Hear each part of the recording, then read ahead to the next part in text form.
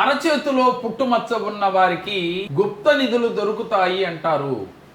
చాలా మంది ఈ మాట వినే ఉంటారు. అరచేతిలో పుట్టుమచ్చ అంటే ఈ భాగం ఉంది, ఇలా గుప్పిడి మూస్తే కనపడకూడదు. ఇది అరచెయ్యి. ఈ అరచేయిలో ఇలా గనక ఎవరికైతే పుట్టుమచ్చ ఉంటే, అది ఎర్రమచ్చ ఉంటే ఇంకా పవర్ఫుల్.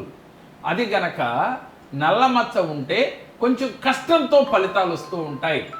ముఖ్యంగా స్త్రీలకి ఎడమ చేతిలో ఉంటే, పురుషుడికి కుడి చేతిలో ఉంటే వీరికి మరింత అద్భుత ఫలితాలు వస్తాయి. వాస్తవానికి గుప్త నిధులు అంటే ఏమిటి అంటే, మీరు చేస్తున్న వృత్తి ఉద్యోగ వ్యాపారాలలో క్షణంగా ఎక్కువ ఊహించిన దానికన్నా ఎక్కువ లాభాలు వస్తుంటే అది కూడా గుప్త నిధులే. భూమిలో దొరికితేనే గుప్త నిధులు కాదు. మనం చేస్తున్న వృత్తి ఉద్యోగ వ్యాపారాలలో ఆకస్మిక ధనలాభం కలగటం, ఊహించిన దానికన్నా ఎక్కువ లాభాలు రావటం అంటే ఆకస్మిక ధన ప్రాప్తి కలుగుతుంది అని అర్థం. ఎప్పుడైతే అరచేతిలో ఉన్న మచ్చ గురువు యొక్క అనుగ్రహం కలిగి వారు పట్టిందల్లా బంగారం అవుతుంది. వారు తలపెట్టింది ఏదైనప్పటికీ కూడా విజయవంతంగా పూర్తి చేసుకోగలుగుతారు.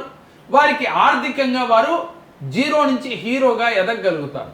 ఈ అరచేతిలో పుట్టుమచ్చ అంతటి అద్భుత ఫలితాలను ఇస్తుంది. చాలా మందికి నాకు అరచేతిలో పుట్టుమచ్చ ఉంది కానీ నాకు ఫలితం రాలేదు అని అనుకునేవారు కూడా మనకు కనపడుతూ ఉంటారు. ఎందుకు రాదు, దానికి కారణం ఏమిటి అనంటే, మనం ఇందాక చెప్పుకున్నాం, నవగ్రహాలు ఎలాగో ఈ పుట్టుమచ్చలు కూడా అంతే.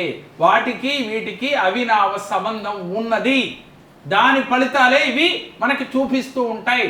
మరి ఎందుకు రాలేదు అంటే దానికి కారణం ఒకటే, కేవలం వీరి ఆలోచన సరళి కరెక్ట్గా లేదు, వీరి కార్యాచరణ కరెక్ట్గా లేదు, భయం అనేది ఎక్కువగా ఉంది, బద్ధకం ఎక్కువగా ఉంది.